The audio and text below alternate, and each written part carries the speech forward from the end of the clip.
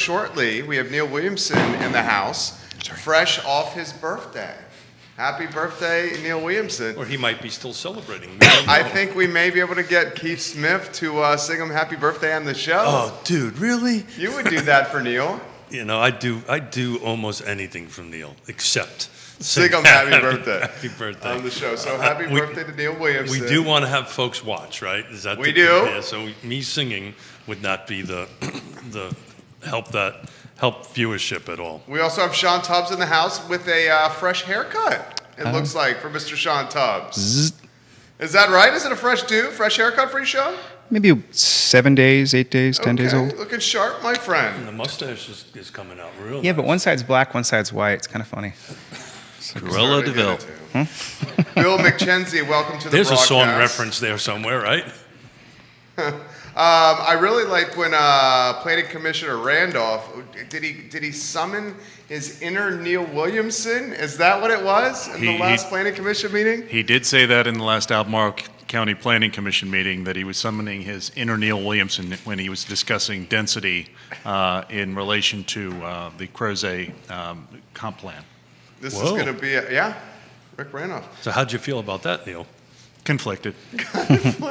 Didn't realize this was a therapy show. Tell me how you feel about that. Oh, guys, give the show a like and a share anywhere you are watching. We're going to have some fun. Bill, welcome to the broadcast. Alex, hello, and welcome to the broadcast. Keith Smith, before we start the show, how about a little tease on what we're going to cover? Yeah, today, you know, we're going to try to start doing with these two rock star gentlemen kind of a regular, reoccurring stakeholders roundtable. At least I'm trying to convince them to do that. And there's really... They just found out. They just found out, really. And there's really no two better folks in this region to talk things like land planning, comprehensive plan, elections, you know, anything along those lines. So there's really no set agenda. We're just going to kick off with a couple of things. But my hope is that we get some awesome questions from the feed, and next thing you know, we'll buzz through an hour and 15, 20 minutes, and I'll get yelled at to shut up because you've got a 12:30 show to do. So that's the show in a nutshell. Normally how Fridays happen. That's normally how Fridays happen. Someone get our buddy Rory Stolzenberg in the mix. Rory Stolzenberg, if you're watching, I think you're going to enjoy today's program as well. Judah Wigkauer, we're going to have some fun. Sean Tubbs, you ready to rock and roll? Feeling good? You too, Neil? All good. All right. Judah, we're in your hands, my friend.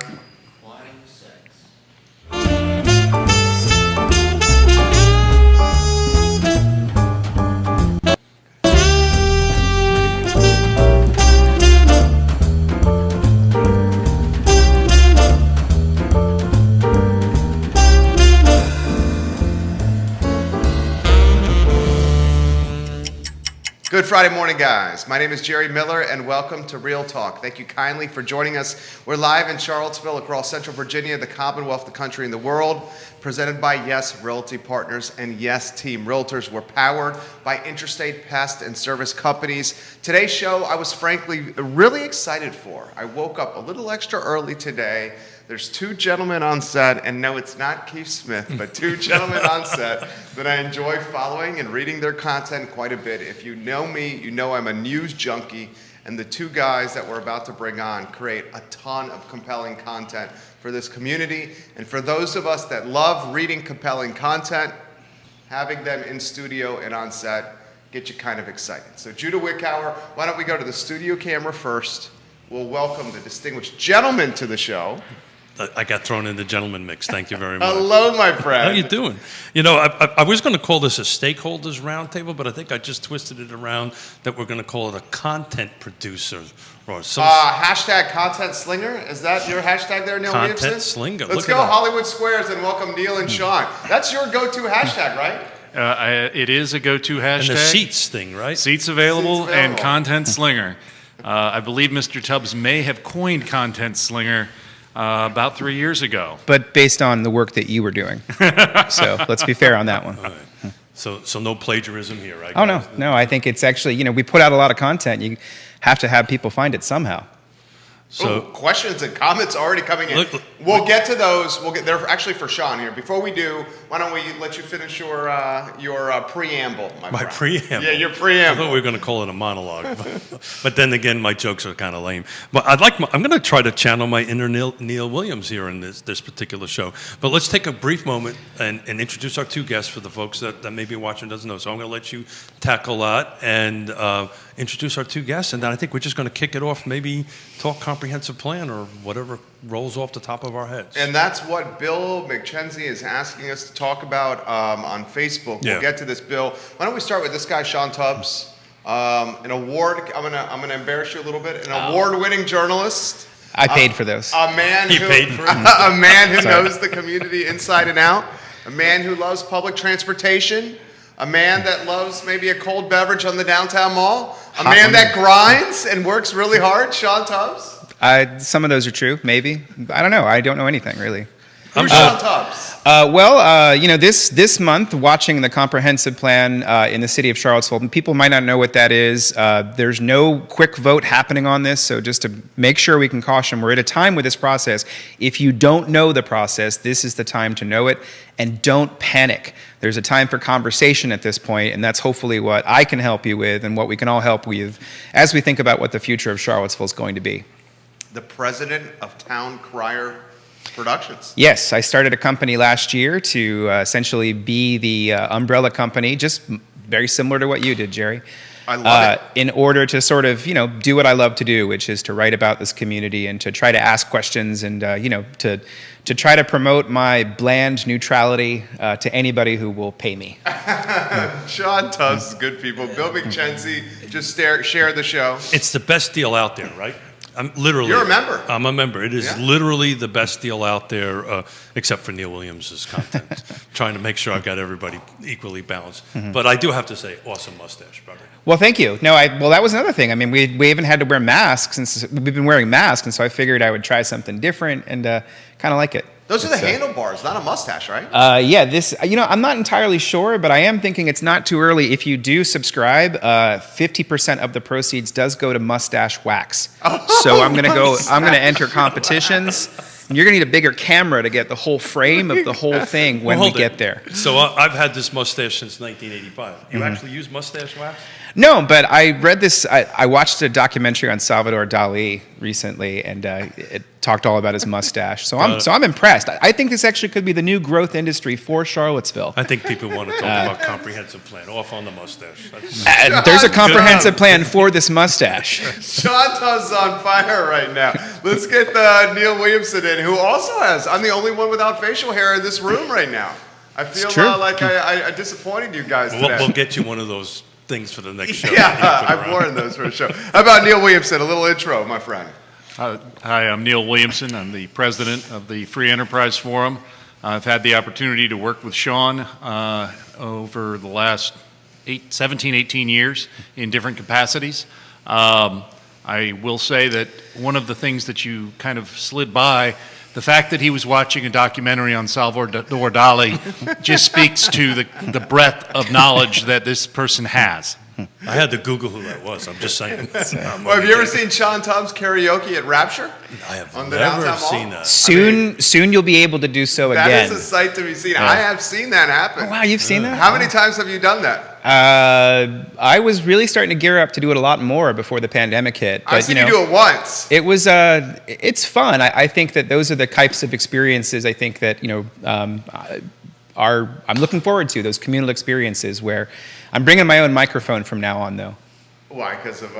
Just in case. Okay, Why not? In case. All right, so here's where we're at. So Bill McKenzie, he says there are meetings this weekend for comments on the city's land use plan and rezoning and the elimination of single-family homes. We got Steven saying, guys, the comp plan. Why aren't more people talking about the damn comp plan? Well, that's what we're going to do today. Should we begin just with an open-ended, broad stroke? Where we stand with the comp plan? I think before we do that, for the sake of the folks that may not know what a comprehensive plan is, I've heard Sean has a great ability to explain what it is. So, Sean, we're going to hand it off to you and explain to the folks that are not in this sphere like we are, what exactly is a comp plan, what it does, and what is it intended to achieve. Sure.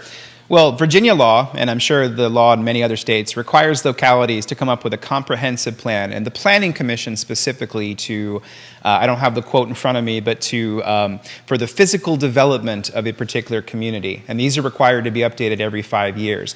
It's important to realize that we're already living underneath the direction that previous plans have made in Charlottesville, in Albemarle, in Fluvanna, and those can always be changed and shifted.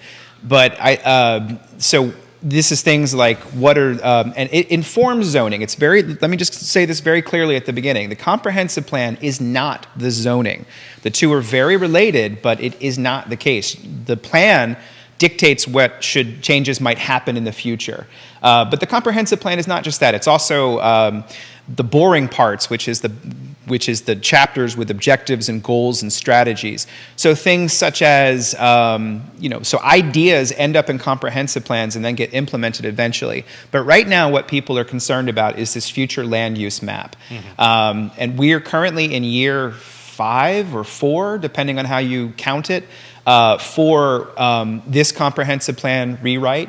There was a previous attempt to go through this in 2018 that kind of got to right where we are right now. So we're at that point now where people are sort of, after the pandemic, this process is now happening. The city has hired a consultant for about $1 million to oversee this whole process. It began with the adoption of an affordable housing plan. Now we're at the comprehensive plan thing, and there's this big map, and anybody should go online and take a look at this map, and there might be a link somewhere in the chat or something, and see where it is. But also keep in mind that there's no vote on this until at least July, I think, or even before that. So, but I strongly recommend that people just go into this with an open mind, look at things, hear what people who are disagreeing with you, hear what they're saying, and let's see if we can figure out a way to come up with, because it should not be a fight. So there's, thank you, Sean. There's a couple links that we'll be dropping into the feed to include an interactive map, the land use map, which is a really great tool. Neil, the way I tend to explain the comprehensive plan, it's a plan. It's a non-obligatory document. This does not say you must do this. The obligatory portion of it is the zoning, and sometimes there's a disconnect, right, between the comprehensive plan and the zoning. You want to talk a little bit about that disconnect and why is it there? Sure. First and foremost, I always use the words aspirational in describing a comprehensive plan. It's who we want to be. It is the idea that the community has decided we want to be carbon neutral by 2050. That's an aspirational goal. Then there are strategies below that goal to how we achieve that goal. Whether you agree or disagree with those aspirational things, this is the time to get involved. There is, generally speaking, and I've said this in previous sessions, nothing happens without a willing property owner. In Virginia, it's very rare, though it does happen some, for a proactive rezoning by government. Mm-hmm. It happened in downtown Crozet about 10 years ago now. But a proactive rezoning is when the government says to the property owner, we want to rezone your land. That's different than when a property owner comes forward and says, I want to rezone my land for a higher use, and it fits the comprehensive plan. Well, one would think if that was the case, you could check a box and say, yes, it fits, and on you go. But there are conditions that go along with that rezoning, generally speaking, usually called proffers, that the communities can put on things. And what happens is if those proffers or conditions become too high, it doesn't happen. If it doesn't pencil out, it doesn't happen. And so what does that mean? That means your aspirational goal, your aspirational land use map doesn't occur, and you don't become who you want to be. So when I have conversations with the general public, folks that really aren't in this field like the four of us are, and there's always this struggle. Well, I don't understand. The comprehensive plan said we want this, but this never happened. And aspirational is a good word for that. Perfect word for that. Right. And then I always would ask the question, why is that the case? Well, I think if you can look at some examples of where the aspirations might have come true, if you look at Charlottesville, the 2001 comprehensive plan called in theory for us to start planning on corridors in the city and to build denser on corridors. In 2003, there was a rezoning. So if you've ever asked, why are all those big buildings on West Main Street? It's because it was in a comprehensive plan first, followed by the zoning, and then that allowed builders to come in and basically build what was mostly by right. Which is the key word here. The developer wants to be able to go in and have leave it up to chance as little as possible, because there's millions of dollars riding on a lot of these things. And so by right developments are what they want. The whole plan of where we are now is this idea is that do we want to do a comprehensive rezoning in the city to upzone? In some places that might make sense. I should disclose, I am a property owner. That's an interesting conversation. I don't know what the answer is for me. But I think that's kind of where we're at right now, is that do we want that future land use map to match the zoning?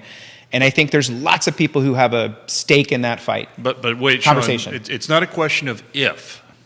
The consultant has been hired to rewrite the comprehensive plan, exactly and right. then the same consultant to subsequently rewrite the zoning to follow the comprehensive plan. That's exactly right. What that rezoning looks like is what's being discussed. There will be, or it'll be a default on contract, a rezoning happening in 2 years. That Well, that's assuming the city council adopts it. no, Right. if the city council is required to adopt something. Correct, that's exactly The state code reads that the comprehensive plan must be reviewed Correct. every 5 years. Some localities actually just review it, and they say, "I'm good, rock on." And that it has to go through a planning commission, and then it goes to the. Well, let's talk board. about that, Neil, because there is a possibility that could happen, right? Right. Just let's paint the picture here. We spent $1 million. We, meaning the city, has spent $1 million. They can go through this whole process, and at the back end of it, city council will go and say, "Okay, I'm good with the old one." Is that a possibility at this point? Well, at this point, I don't think that's as much a possibility, but it is a possibility. Elections matter. Yep. And so you will have a new council, not a new majority, but you'll have a new council. When they get to the comp plan adoption, would be my guess. Maybe not. It depends how quick it moves through. They've already adopted a new affordable housing plan that will likely benefit from additional rezoning, but nothing one council does will force another council to do anything. And it's important to recognize all of these things are iterative, and it is how it moves forward. But Sean's point about the meetings this weekend, the plan, the CVillePlansTogether.com, all of that is critically important to understanding the process for how this world-class city is going to develop. Yes, and if I could just real quick, just a comparative tone that sort of illustrates this idea that the comprehensive plan is advisory, whereas the zoning is law.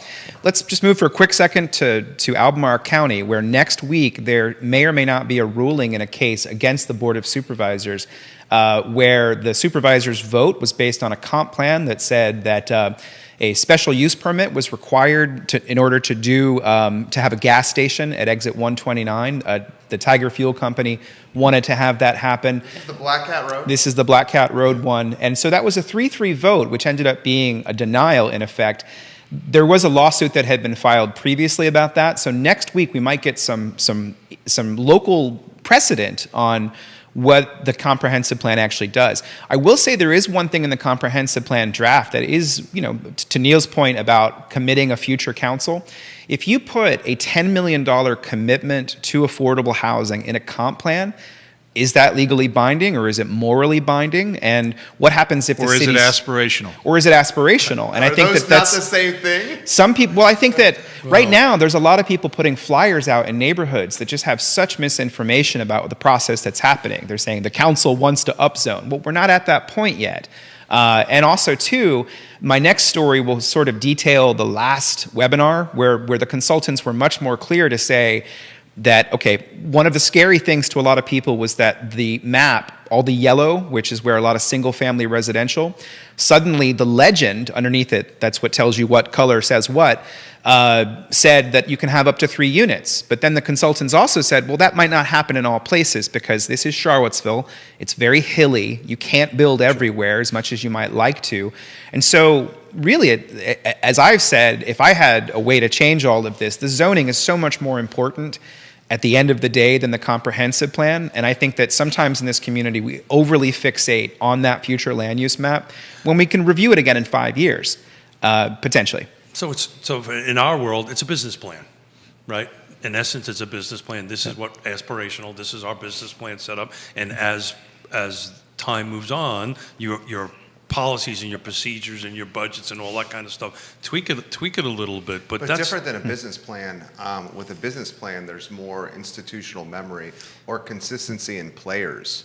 The fact that there's going to be 2 new folks on the dais in November, or January 1, excuse me, is a wrinkle that a business doesn't have to deal with. Well, that's exactly right. And that's what he was saying. That's exactly right. And I was, my train of thought, I was going to go exactly that, where you and I can write a business plan as just 2 people. Now it's a whole region. But, 100% right. What's more than likely going to happen is we possibly might have 2 new people on the dais. And that's 2 out of 5, and that could swing this thing in a completely different direction. Big time. Come November. That's why, and we had a couple of topics for today. Elections was one of them, and to use Mr. Williams' famous saying, "Elections matter." Let's talk about that. Why do elections matter in this particular case? Well, in this particular case, elections matter because people fixate on the national election. We're Virginia. We like elections so much we have them every year. And the local elections have much more to do with what happens to you than the national election. Really an understanding of where people stand on all the topics and how they interact with you. We posted a story this morning talking about spending TOT dollars, transient occupancy tax dollars in Greene County to pave the parking lot for the visitor center. Now, the question is that an appropriate use of TOT dollars that are supposed to promote tourism? Well, if a tourist gets to the parking lot and it's raining and it's gravel and they don't get out and they don't stop in Greene County, well, maybe you could argue that's a good use. But those are clearly your dollars, well, in this case, tourist dollars, but in your community being allocated. It's important to know that when you talk about affordable housing on the local level and you talk about dedicating $10 million annually to affordable housing, what does that mean? There's a project that's moving forward right now about right of counsel for tenants. Now, on the surface, the proponents of this idea, it makes perfect sense. You should have counsel because you're being charged with something. In Virginia, you can't be charged with that unless you don't pay your rent. Okay, what is your defense? I didn't pay my rent. Are you saying you did pay your rent and it wasn't allocated? No. Then what is this money being spent for? Could that money be better spent on rental assistance?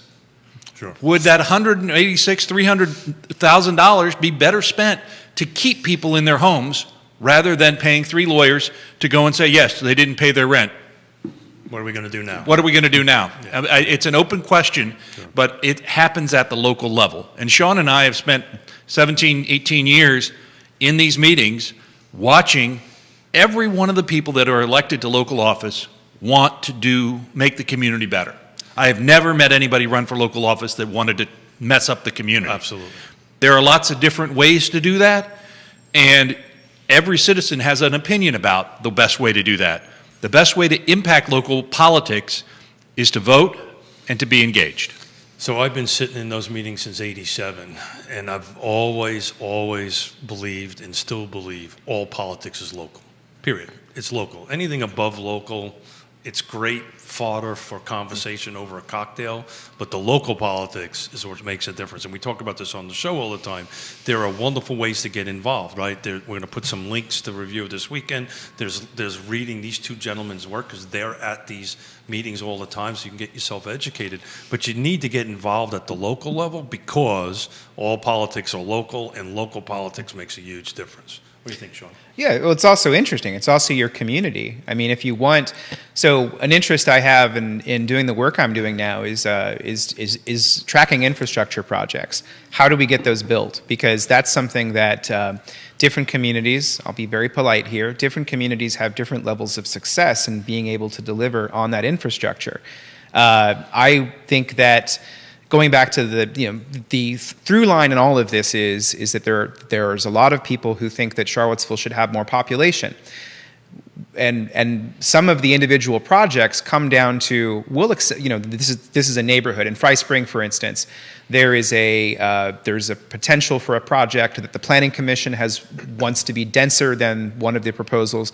Without getting into the numbers, I think they wanted to double it. But the reality is that there's only so many people you can get through there in a car, and that how can we guarantee that the infrastructure is going to be there before that development is built? And I think that sometimes communities can do that well. Sometimes it'll take them 10 to 15 years to catch up, and that's what we see in Crozet.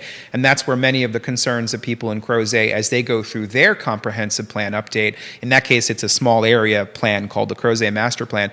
But yes, everything is local. But also too, I think that my hope in this process is that people will get involved with the system who have never done this before. That happened 4 years ago with everything that happened in 2017. Those are people who cared about this community, came into the process because, as Neil said, they want to make the community better.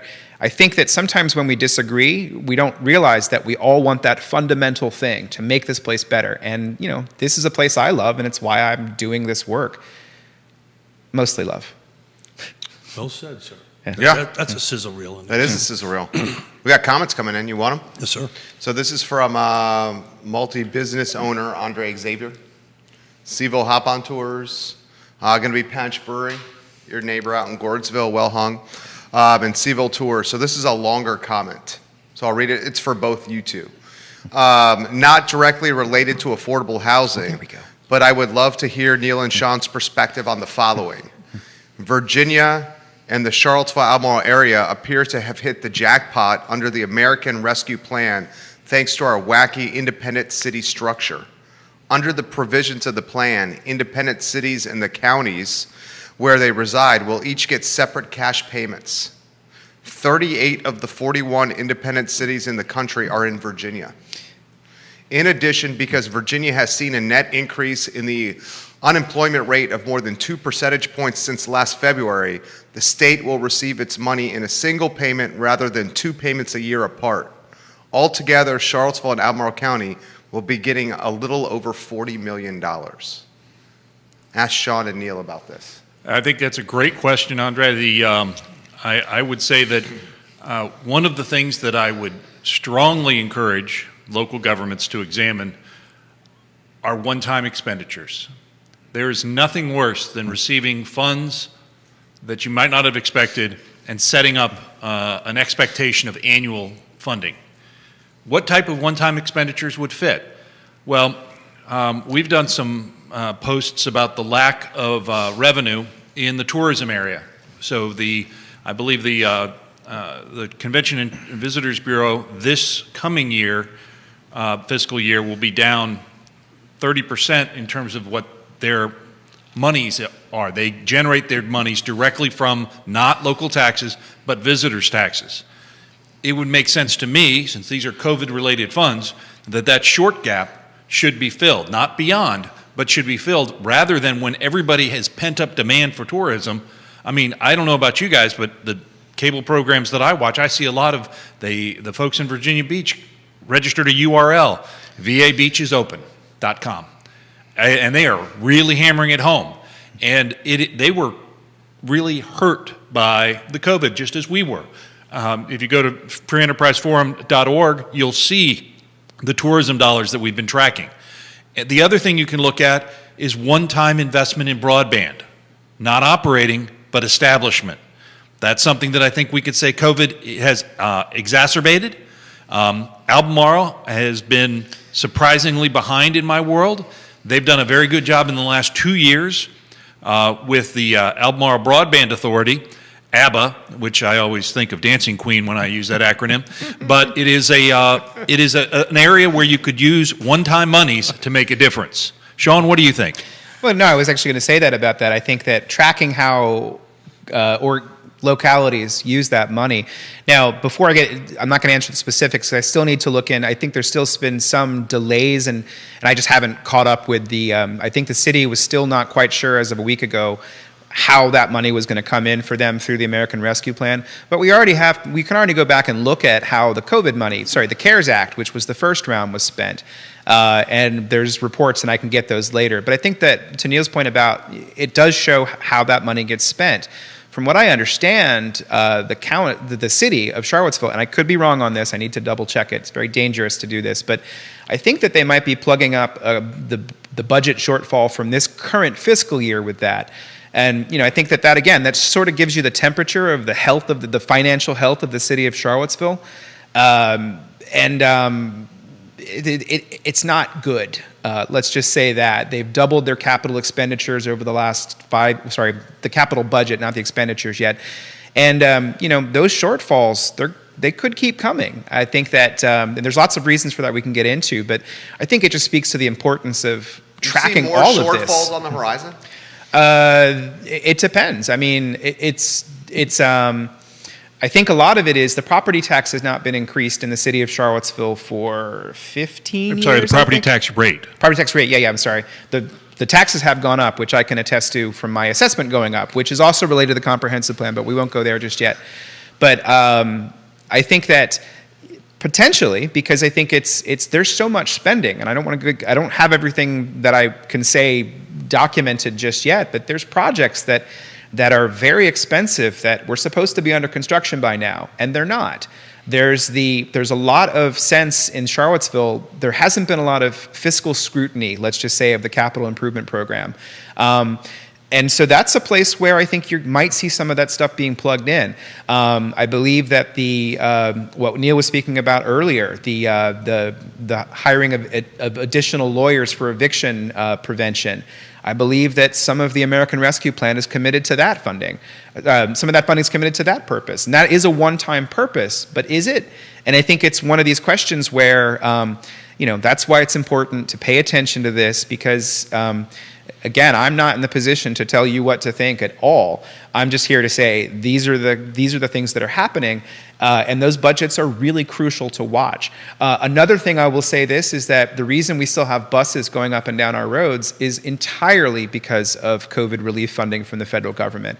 They wouldn't be operating now. They would be probably done. And they're going to operate fare-free for another at least year. Yeah. That's correct. And which is great for some things, but I'll just say this then. It's important. I mean, and I am going to introduce something personal. I'm about to lose my bus line. My bus line's about to go away. So why is that?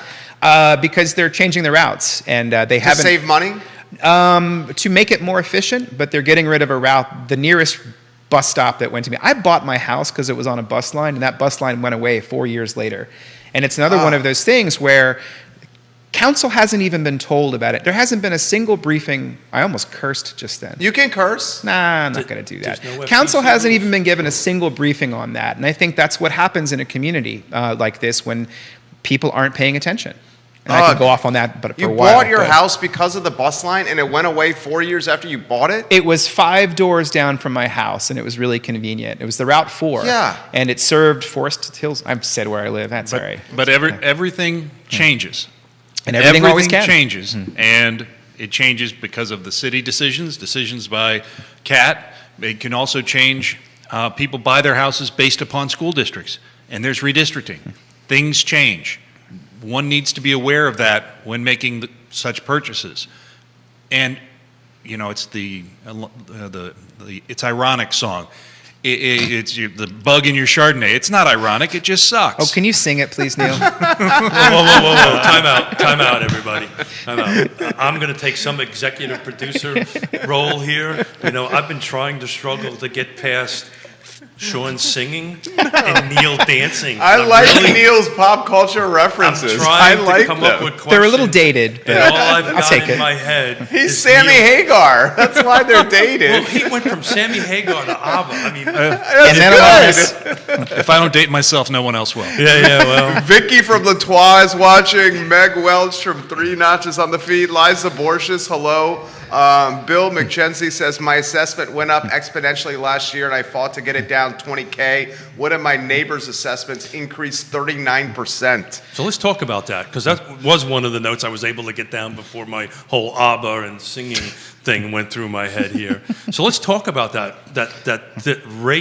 rate and assessment and how that actually works, right? Because there's that and then there's actual cash. Right, but before we go too far down that road, the reality before pillaring the assessor, state code dictates that property must be assessed at 100% of value. That's important. As Keith will tell you, many moons ago in a county not so far away, they only did their reassessments every 6 years. Well, Just like a Star Wars thing? Yeah. Now who's dating themselves? The 6 years, Really? 6 years is a long time I to stood catch in line up. for the original movie. I'm just telling you.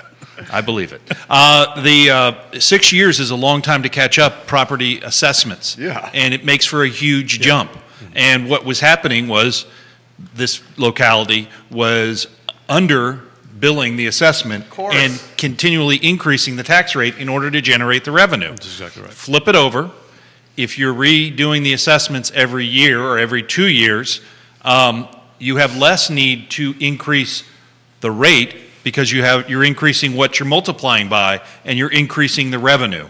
There is a portion of the advertisement for every tax increase, every tax rate that talks about the equalization rate. What would the rate need to be to generate the exact same amount of revenue as you had last year?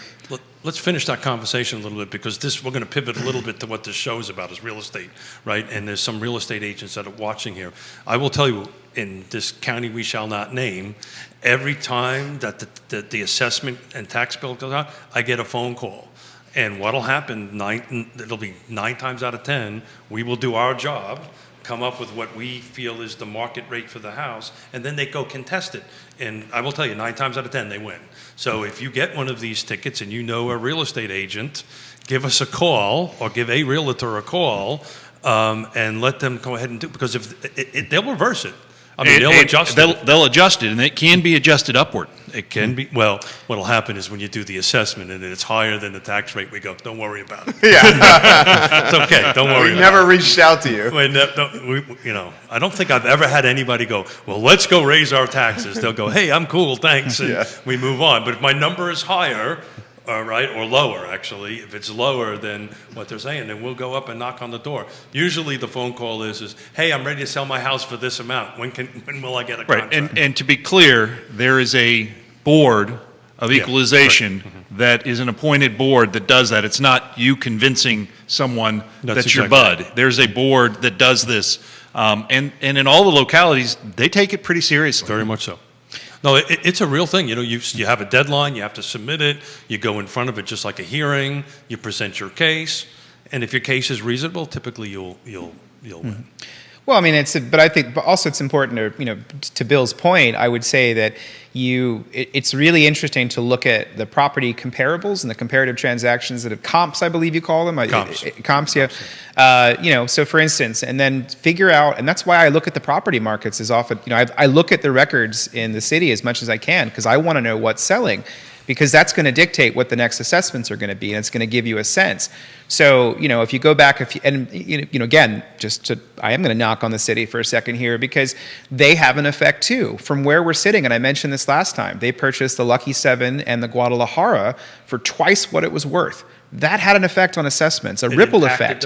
It impacted the market for a project that may or may not actually ever happen. I don't know where it is. Probably won't, right? I don't know where it is. I think it's likely it will be a modified project, but of course, again, that's going to be up to a city council to take the final to do the final thing. It doesn't matter. The damage is already done. The damage is done, and if you look at then the next year when the Main Street Arena sold, it sold for twice of what it was worth, and then if you look at other property transactions, so in my neighborhood. Just looking at the property here, so my land was assessed 2 years ago at $72,200. It's now assessed at $92,000.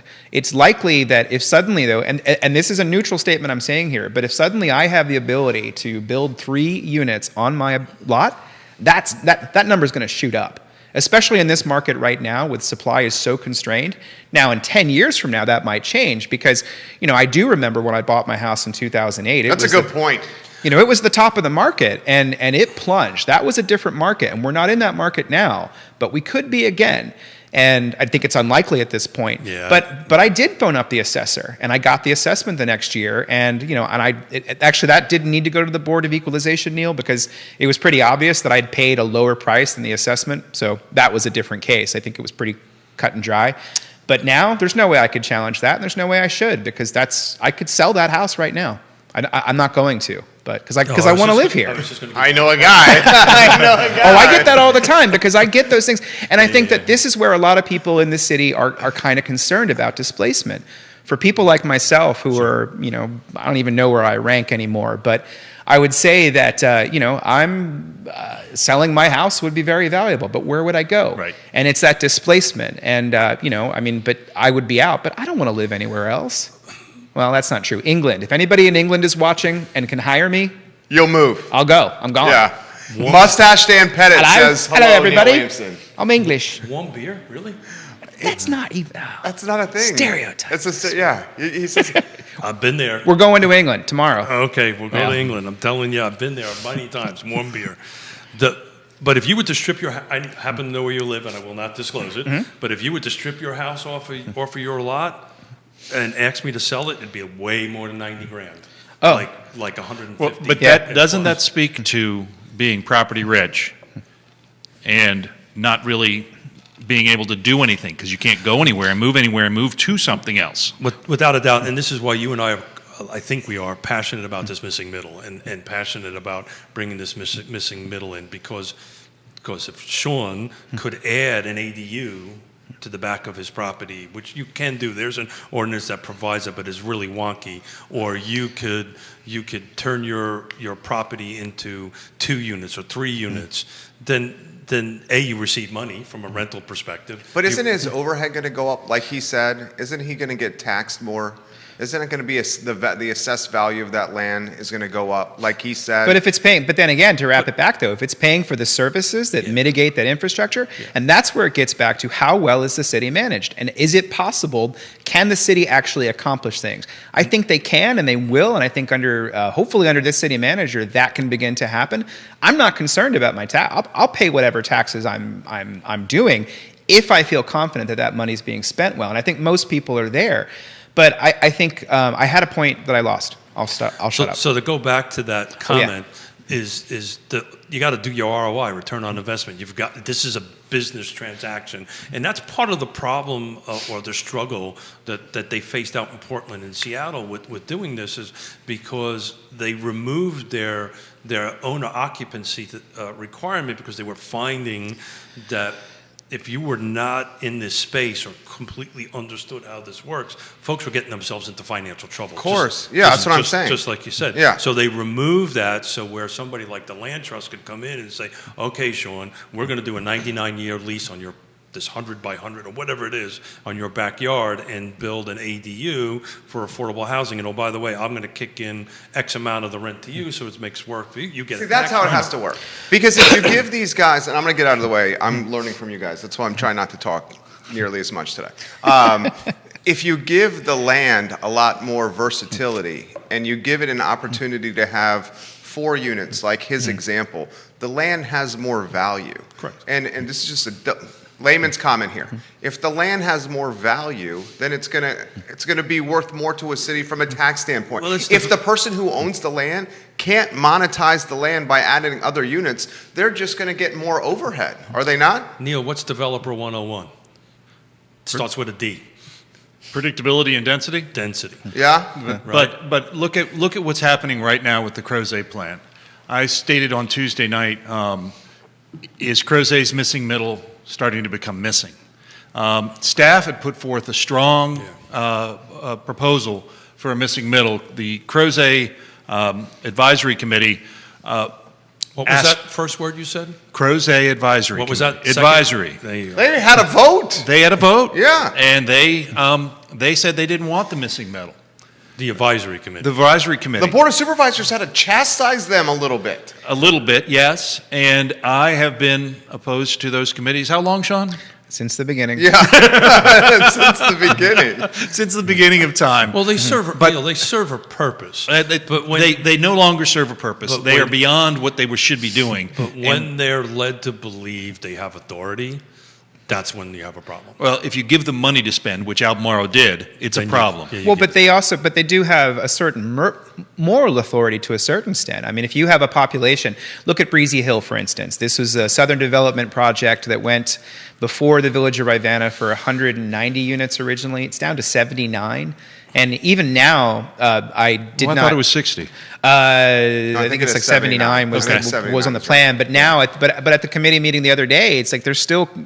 The neighborhood is still quibbling to get that number. Well, some members of that community still want that number to go down. How big is that parcel? 80 acres, 79 acres. I'll figure that out. 79 acres and 79 units. That's a unit an acre gross density in the development area. Yeah. Which is supposed to be where development is focused. So let's talk about this. Well, hold on but let's go ahead and say this, though. It gets to tie us back to the zoning.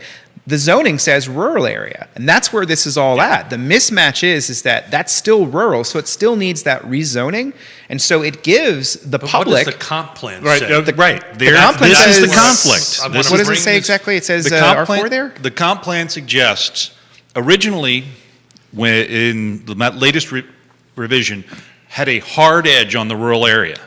Now, when you talk about what is a hard edge on the rural area, imagine driving on Rio Road, where you see development on the left side as you're headed out, and you see a farm on the right. That's a hard edge. The other version is a transitional edge. Yeah.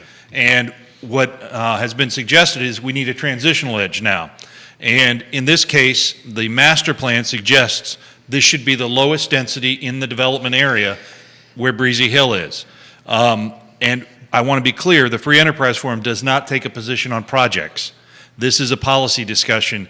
What is the appropriate density? The developer in this case said, I feel as though land in the development area should be greater net density than 1.25 units an acre. It was Charlie Armstrong. It was Charlie Armstrong. Yeah. And I think that's a question. If you have a limited development area. There, though. What's that? They're a quarter of a unit off based on the math we're talking about. Well, again, well, the neighborhood. I think there are many members of that committee, though, who have been involved with this since the beginning, and even with the creation of that master plan, who have said from the beginning it never should have had that. So they have. So again, these are conversations. But let's bring it back to the city for a second and the cost of lots. I just wanted to make sure I got this out there before I forgot. I've been, as I said, I've been looking at the markets. If you look at a lot of the developed lots or the lots that have been made ready for development. Some of them in Laughlin Hill, last year they were $55,000. They're now selling to builders for $110,000. Even this year. Just the dirt. Just the dirt. Well, the dirt and the connections into all the various things. You're a little low. Well, no, that's what I'm saying. It's like they've actually increased. So over the course of this spring, as we've had the squeezing of the market, there was one I saw in late March. I'm only up to March, although there was a major commercial one I want to talk about in a second, if I could. I think it was 135, 140. That number's only going to go up. And, so I think that's just a thing to factor in as we think about this. And I think more people talking about this, for me, I'm interested in people like myself being able to figure out how can the little person like myself benefit from this at some point in our lifetimes and keep that wealth or whatever. So Sean, take your journalist hat off for a moment, right? You are now allowed to do up to 4 units. Whatever the process is that something you would consider? I would like to have conversations with my neighbors. I'm in a very specific place about what's our collective future. In other words, what's going to happen 30, 40 years from now? Or maybe even not then. I abut on a major public infrastructure project to be. And I think that conversation should take us into effect because my house was built in 1954. I personally feel no need to preserve it. And I'm coming to those issues where in 10, 15 years, I'm going to have to replace a roof. So you're basically saying you would tear down the house? Modify it in some way. But that's when it gets into setbacks. I mean, that's where the zoning, like again, what predictability you said earlier. If I know what I can build in 10, 15 years, but it's important to not tick off my neighbors and to make sure, because I want to continue to live in harmony with them. There are some on my street who are really ticked off and they don't understand the appraisal process. So they say, "Oh, the city's trying to get rid of me," and it's like, no, it's not an invisible hand because we can clearly see that, but it's something bigger than one person or anything. This is an attractive market. People want to move here. They want to live someplace. And Breezy Hill, Crozet, even up in Greene County, where you're seeing a lot more homes come on the market. Lovingston, your boy Jesse Rutherford, for instance, he wants to get in on this for Lovingston and for Nelson County. And how does that all work? Well, that's the story we're all going to tell over the next 10, 15, 20 years. Well, what private citizen would be able to do 4 units out of their own pocket on their land? Oh, I'd need a developing partner. And that's what I'm saying. Yeah. That's the point I'm making. Yeah. That's the point I'm trying to get to at this point of it. That's why even just a simple thing like removing the ADU, auxiliary dwelling units requirement of owner occupied, and you can put a bow around it, say it must be an affordable housing nonprofit, right? You have to partner with somebody to go ahead and do this. But I was just thinking as you guys were chatting, this is a lot of fun. Yeah. I mean, I'm having a lot of fun. This is the stuff that just excites me to have a conversation. What do we got on the feed? We have Sarah Hill Buchensky, realtor, Howard Hanna. This is a question for Neil and Sean. She says, I think the CCAC was worried about infrastructure not being able to handle more density. I think that is a question that has been asked. I can think back to 2002, where DISC 2, which was the second Development Initiative Steering Committee, which came after DISC 1 and son of DISC, and after the Land Use LURC Committee, it said concurrency of infrastructure. What that meant is, as people moved in, you ramped up your infrastructure. That has not happened. Yeah. No locality is doing it. And quite honestly, I don't believe by state code for the education you can do it. You almost literally have to have 6 trailers on the property before you expand the property for the students. You have to have the students there before you get there.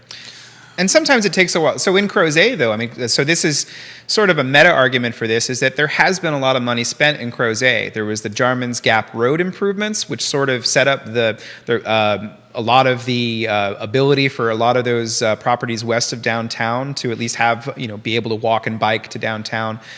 So there has been some, but in the downtown core itself. But, I think what Neil is kind of maybe saying, and I don't mean to put words in your mouth, is that sometimes that argument is used as a way to stop something you don't want. And I think that's what the Village of Rivanna has been saying for years. They've been saying that no more development until you widen 250. Right, and that's not legal. You that can't was illegal, actually and it's do in that. the comprehensive plan. Yeah. And so that's something where, again, it's like, and the board knows that. The Board of Supervisors knows that, but they can also vote however they want, and as long as they don't say that explicitly when they take the vote. So I'm going to make a little bit of a plug because I've got a transportation roundtable that's going to happen on the 20th with the Regional Housing Partnership. How about that yours truly is chairing. And I had a pre-interview interview with a gentleman by the name of Todd Lippman, who's from the Victoria Transit Policy, way out in Vancouver and Seattle area. But he's going to come in and talk about selling smart growth, literally exactly what you were talking about, Neil, on this chicken and egg thing, right? And he specializes in transportation in the rural growth areas. So hopefully this will be a good conversation. I'm making a bit of a plug. Chime in. And I will be recording it and reporting from it because actually it's the 3rd, I think, of the Regional Housing Partnership Speaker Series. It is the 3rd. And the last 2 were highly worth watching. The last one was William Park of Pinnacle Development, and I did not hear it, but again, this is all regional. He presented to the Fluvanna County Board of Supervisors for another of these projects, And I don't know where that, Keith, you would know more about what happened with that. Yes, I know a little bit about that because I'm involved in it. What they're doing, go figure. That's a tax investment project, go figure. right? Smith Right. is trying to figure out how he can navigate this without going to some Oh, no, sort of... well, I didn't mean to say that. What I'm sort of trying to say jail is here. that regional housing partnership one? series. I don't know, but I've got a One of couple. them. I got a couple of jail possibilities here.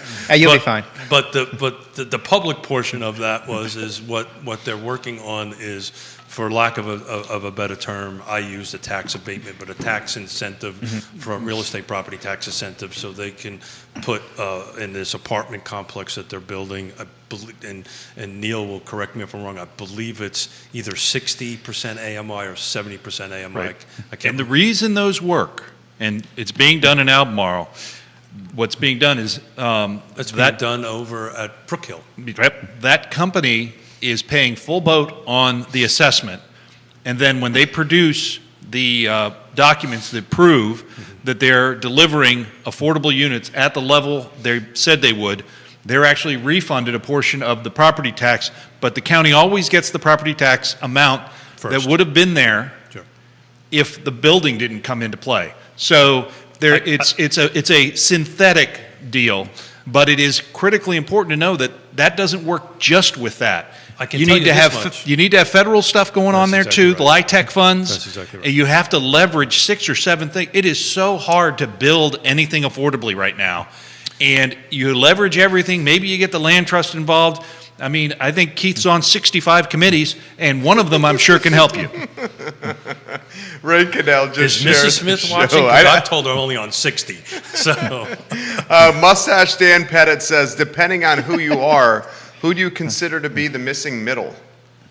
So there's two parts to that. That's a great question, Dan. Mustache Dan Pettit. Mustache Dan Pettit. Yeah. So I've always talked about missing middle as two portions of it. There's the physical part of it, right? We've got high rises, we've got single family detached, and the physical component of that, these what they call mid rises or duplexes or townhomes. And then the second half of that is the buyer, right? The buyer profile, the missing middle on that. There's the person who's can afford a home here, and then there's a person here, and what's in the middle. Sometimes they correlate, and sometimes they do not correlate. You want to tackle the rest of that? Well, I think it's important to recognize that the missing middle is often, I would almost say regularly, the people we want to have in our community. That's They're exactly the right. people that serve the community. They're the journalists. They're the firefighters. They're the police folks you want in the community. They're the teachers. This is the missing middle. They're our neighbors. They're the people we want to be our neighbors. I'll give you a prime example. My daughter is a teacher out in Seattle. My son-in-law is in his residency, so he's a doc. They nationwide, they get like $50,000 a year. So, and they are living in an exact situation that Sean is going to do, which is they took their single-family detached home and turned it into 3 units, because you could do that in Seattle.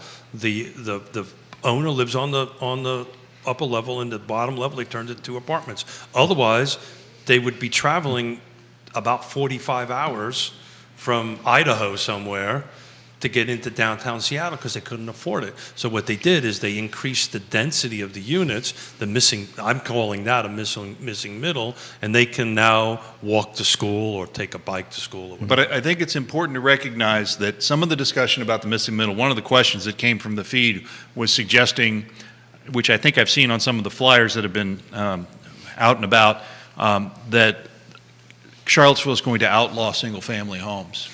Well, we started that, I believe. That's actually being posted in the feed. So that's a misconception that hopefully we've debunked with this show. So let's be clear. It will. That's literally being posted on the feed. So you want to clarify that? My opinion is that this is a permissive ordinance concept, and nothing happens without a willing property owner. That being said, neighborhoods will change. Bus routes will change.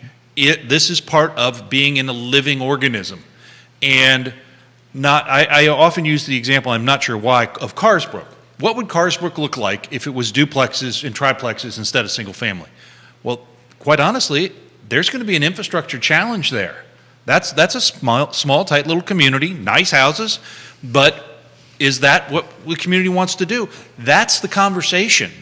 That's the conversation to have is, who do you want to be when you grow up? So to bring Sean back into the conversation, there's comments for Sean. Okay, here. Why don't you do that then? Okay, so this is from Kelsey Canfield. She says, I live in Rivanna Village. Sean, what you're missing is the road cannot support the traffic if we add more density on that side of Albemarle. Have you ever tried to leave Rivanna Village in the morning when I'm taking kids to school or when people are coming back to work? Now imagine if a fire truck, police car, or ambulance had to get by. That's a comment, and it's certainly one that is valid, and from that person's experience. I would say from that, you'd have to look at what's known as a level of service, which I have not looked at for a while. I believe it's probably a C or a D, which is well within the confines of what would be considered safe. What's that mean? Basically, congestion. This is something that came up a long time ago when we were talking about the Western Bypass, about, well, is it the right level of service? We haven't had that conversation at this level. But the realistic thing about that is that, again, it goes back to the point. Was that the right place for the development? Again, the perspective from many in that community is that was not the right place for more development, but people still live there, and I think that's it. And if you look at other roads, I think that 250 isn't necessarily going to happen overnight, but there are other projects happening in that area, such as that people might not like. No, I'm very well aware of that argument. That's the argument that Linda White and others have been making for a long time, and it's one I've certainly put in my stories. The question is that that's an argument. I don't have anything to argue against that or not. It's just a perspective. So I'm going to try to explain it in my vernacular, and this is not support of a project or denial of a project. But what level of service means, at some point in time, a road was built and VDOT made a determination X number of vehicles can travel safely up and down this pipeline. That's what he's saying. That's exactly right. I'm just going to try to explain it a little bit differently. So just imagine this as a pipe, right? And they've designed this pipe to run 100,000 gallons of water a day through it.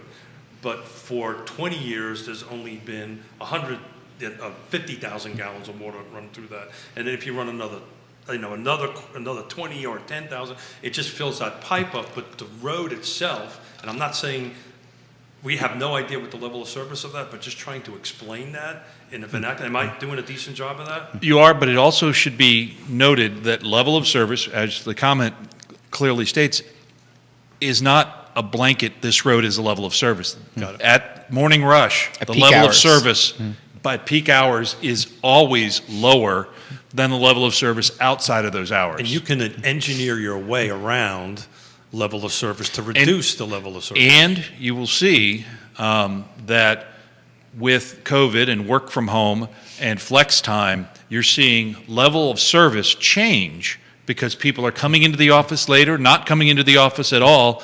I saw this when the federal government shut down. 100 years ago, the federal government actually changed their policy when Metro opened.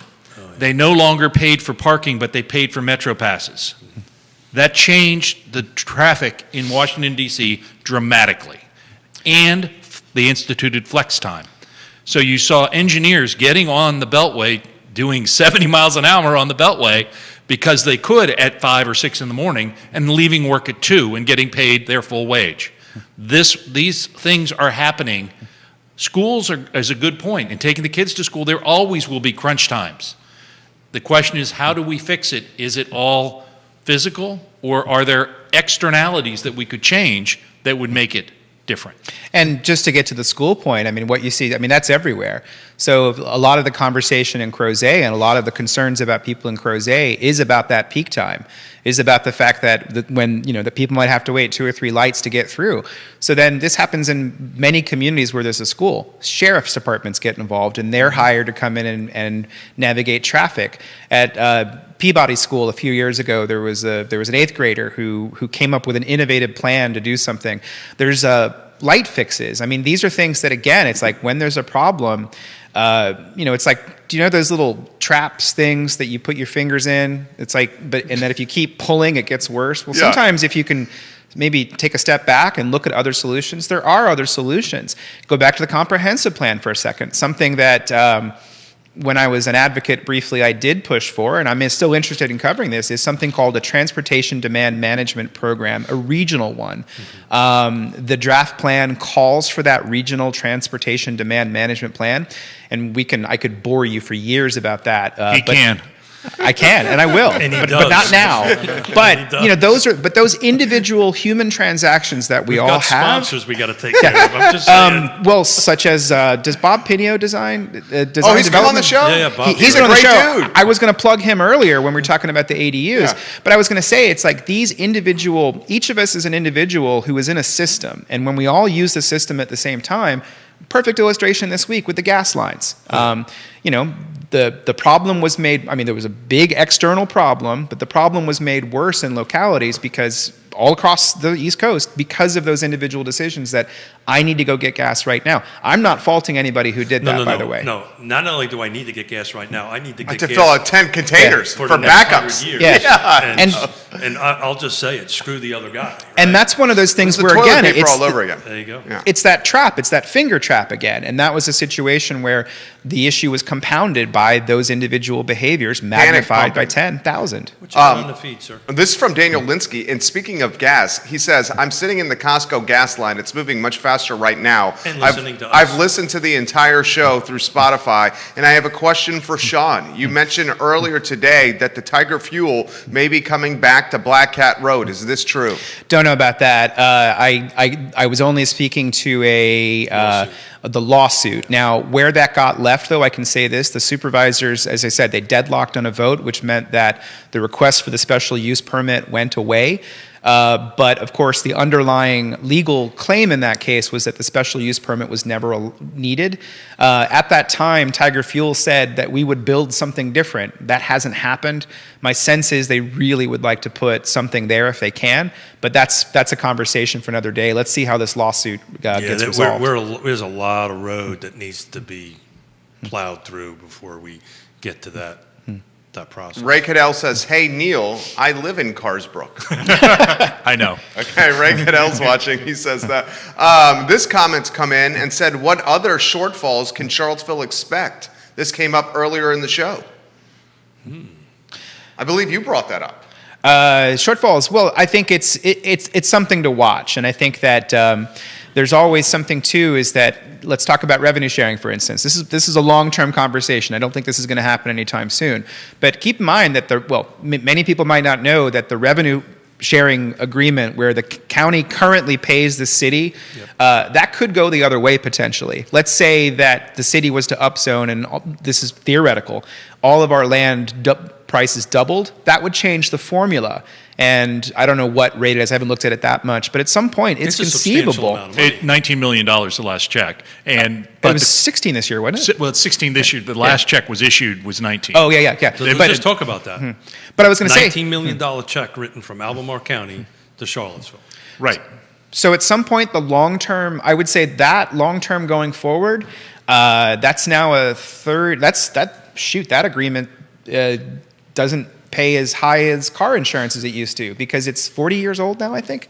It is, but we've done a study on this, and if you go to freeenterpriseforum.org, you can see our hindsight report, and it shows what Good job on plugging, man. I'm not done yet. Content slinger. I'm not done yet. Good job. We have a question for you here, Neil. Well, let me just say that in the life of the revenue sharing agreement, which is forever, but so was annexation. So it's important to remember that Charlottesville has never stroked a check to Albemarle County.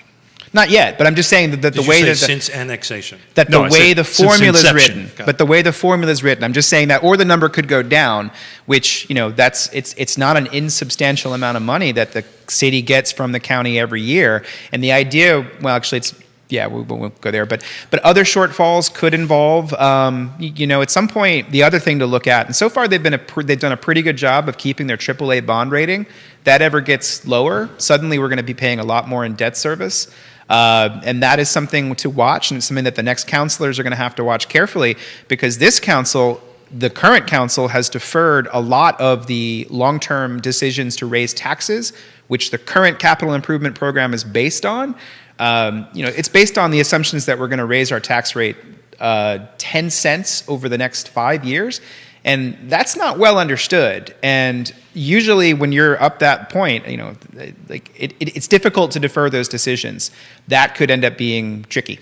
New studio improvements. We got to get seatbelts on these things for conversations Why? like that. Did you almost fall out of the chair? No. This is just all over the place. It's great. It's going great. Soon we're going to have the boardroom table. There you go. That's going to be great. I'm super excited. We're going to have a really that. long table here, so we don't have to look through these cameras. And I apologize for that, guys. It's all good. Yeah, we'll be next to each other like at a table. It's been ordered, Sean. I'm just pretending I'm on a Zoom call. You're actually doing a really good job looking in the camera here. I'm really impressed with your execution. He's 10 times better than I do. Yeah, I mean, he's doing it. Both of them are doing a good job. This is a question for Neil. Can we ask the question too? Yeah, sure. So this is from Blake about Greene County. He said, Mr. Williamson, called you Mr. Williamson. Mr. Williamson, it would seem to me the tourist occupancy tax, he called it tourist instead of transit occupancy tax. He said the tourist occupancy tax should not go to SL Williamson for paving a parking lot. It should go to advertising Greene County so more folks from outside the area come to Greene and spend the money in the county. Why are we paving a parking lot? Great question. Mr. Williamson. To Mr. Williamson, who is no relation to SL Williamson, although I know the folks there and they're great. I will say that the funds for TOT in Greene County, similar to most localities, are approved by the tourism board, the expenditures, and in this case, it was an unanticipated cost, and it had to go to the Board of Supervisors for approval, and it won approval 4-1. Marie Durer voted against it for the very reasons that were stated, that those funds should be for attracting people. Attracting people. The flip side of it is, if you look at the Charlottesville Convention and Visitors Bureau, the majority of that board either works for or is elected officials. I think that is a huge problem. I did not know that. I learned something There's today. a city council and board of supervisors all over that board, and it's not people that are like legit stakeholders in the business. It makes no sense on paper. I did not know that. Yeah. And I was involved in that group long ago, before they really had money to spend, and they're spending a lot of money. They are, and they're doing well. There's just this incredible, we've written extensively about this incredible conflict between the city and the county. And if you're promoting, I mean, when you go places, where do you say you're from, Keith? When you go out west, where are you from? From Charlottesville. Yeah. Actually, I say Fulton County, but that's okay. Adam Healy brought this point, the interim executive director, and I'll get out of your way. They were doing it, to put the conflict into perspective, they were trying to come up with a T-shirt for the area. And the Albemarle portion of the CACVB was adamant that Albemarle County in some capacity be on the T-shirt. And to Adam's point, he's like, when you travel and you live in Albemarle, you don't say you're from Albemarle County. You say you're from Charlottesville. So there's an identity issue. I agree with you. Most people do. I just always say Fulton. When I look at the walls, I see I love Seaville. Right. And we talk about Central Virginia. Yeah. That's to your point. I'm still from Lynchburg. You say you're from Charlottesville. No, I'm from Lynchburg. I mean, I'm from this region. I think that's these issues, exactly as all of it. We're part of a bigger state and a bigger infrastructure, and I think that the last Convention and Bureau Center thing, it's like the dynamic, Jerry, that you discussed. It came up. There was a presentation from someone at the Ix Park about a project that they want to do to promote Charlottesville, and because they're located downtown, and they wanted to get arts, and a member from the Board of Supervisors said, why isn't anything from Albemarle County on this? And keep in mind, this wasn't even a seat. There was no local money involved with this project. Was that Supervisor Malik? I don't want to say who it was. Okay. But you can go back. But you are welcome to read Community Engagement and go back and listen to the record. See, that's my content slinging. Content slinger. I'm learning from the best here. Or is it Mud Slinger? I don't know. It's no mud for me. Slinger. Oh, I got it. I was confused. You played it well. But I was going to say, this entire region, and for me, that does include all the way to Christiansburg and Blacksburg. And the fact that let's talk about another thing that is a big mover in this area, and it is the fact that our rail situation is going to change drastically. It means that it opens up all kinds of tourism along this entire corridor. Talk about that for a second, because that's some big news. There's a run coming from here. Well, there already, I mean, so this is something, DC, again, right? there already is the DC route. I'm still trying to confirm the details, but the second train that we've been promised for 6 or 7 years now is expected to come next year. I still don't know how they're going to work that out with the again, I could bore you with transportation all day, but Governor Northam, when he was here last week to promote the Green Business Alliance, and he did not get on a train to go down to Christiansburg, but then he went down to Christiansburg.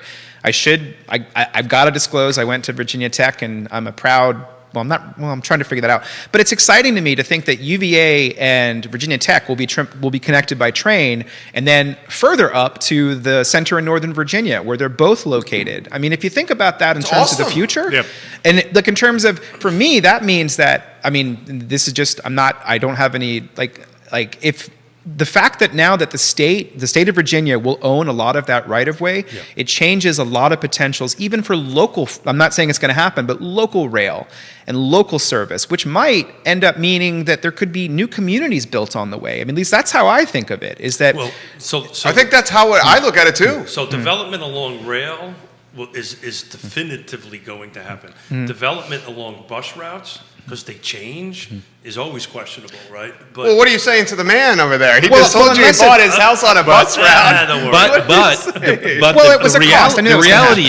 The reality is fixed route transit is a problem if you fix it in the wrong place. Fixed route transit is a problem if you fix it in the wrong place. So what does that mean? The neighborhood moves? No, what I mean is that you could have it grow to that spot. Transit-oriented development, you can see that with the metro system extensions going on right now up in Northern Virginia. Okay. But the idea of bus routes, bus rapid transit, regular bus routes, all of those being able to change to serve the need.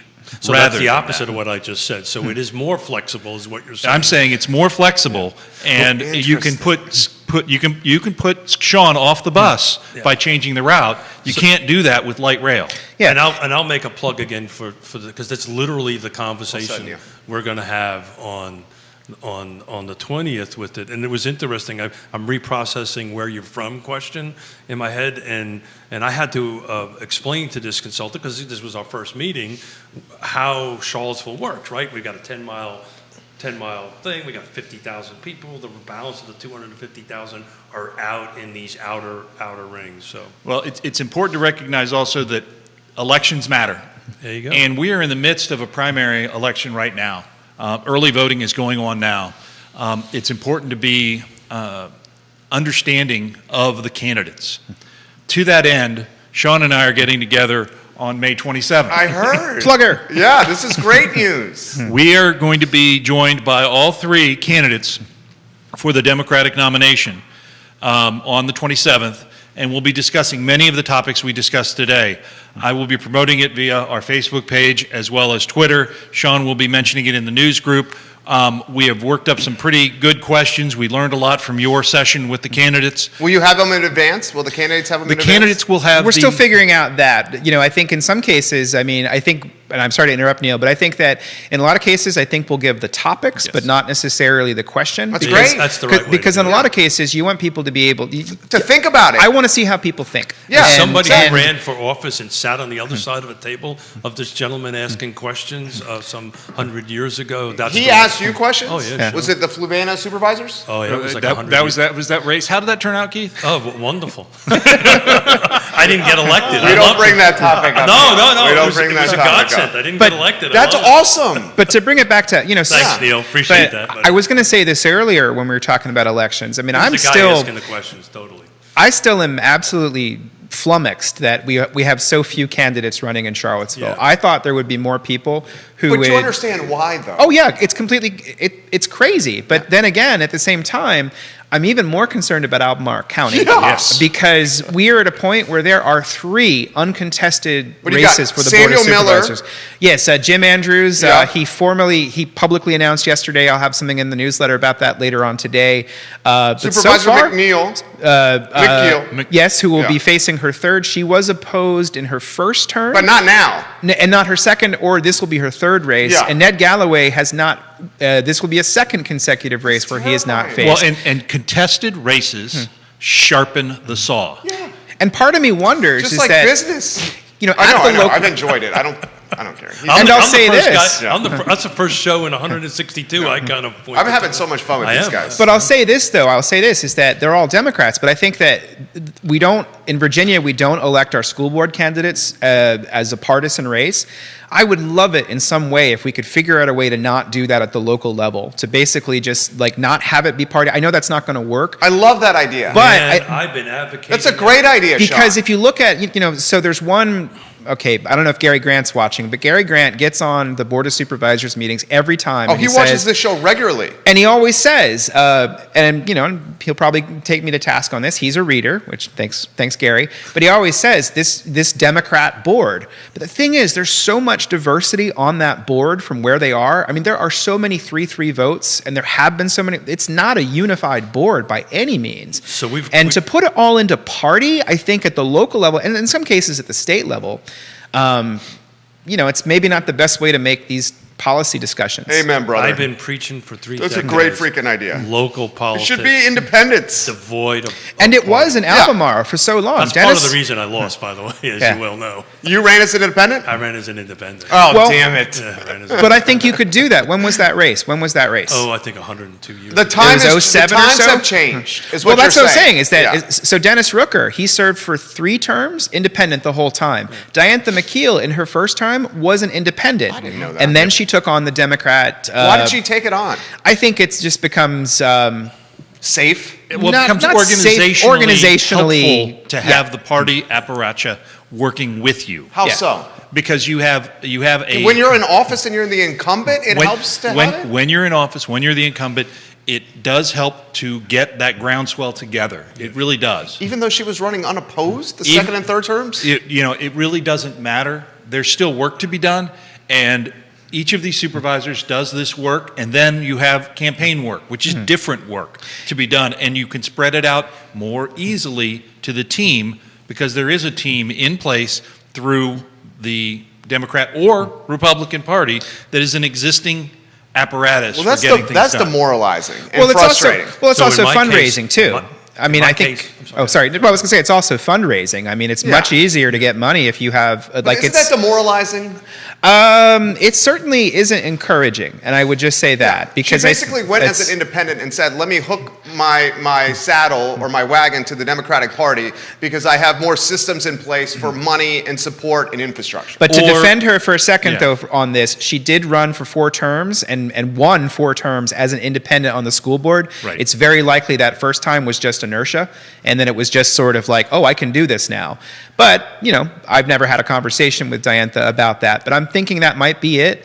But the Democrats may have identified her positions as ones that they supported, and they said, we would like to help you, which is absolutely the way it worked. Well, I work with Diantha regularly, and I'm a fan of Diantha. I think and she is, I'm going to do it. She's also one of the guest speakers at the Regional Housing Partnership next Thursday, March 20th. Sean Tubbs is getting good at Content slinger. You're doing a hell of a job, Sean Tubbs. Hey, I know. This is awesome. This was We're fun. gonna repeat this. There was 2 huge topics that I wanted to get to that we didn't get to, which was one we just started. Well, this is when you recruit them to come back regularly. That's what I'm going to do. That's what I'm doing right now.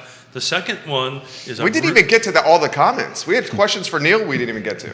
Well, I mean, I'm We're running out of time. We know. We got to go. We got to go there. The director... This is the guy we're screwing right here.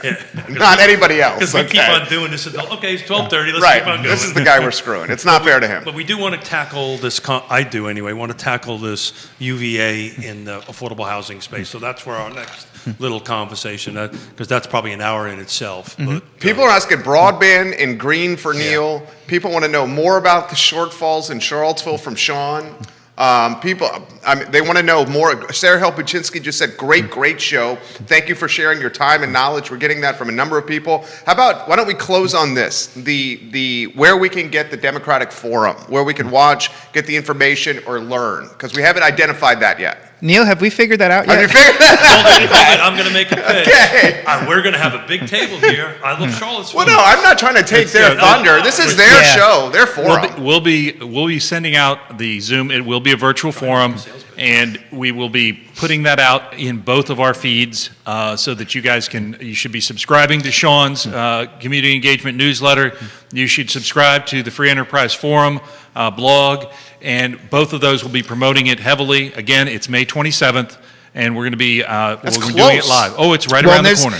I got to do, just in the interest of making sure we have the totality, the Public Housing Association of Residents had a forum this last Wednesday, which I haven't even seen yet. I got to confess, I'm a week behind on everything. We need to just have another pandemic or something so I can, I'm joking, no more pandemics. But there's also one at the Martha Jefferson Neighborhood Association next week. I think it's important to watch all of them.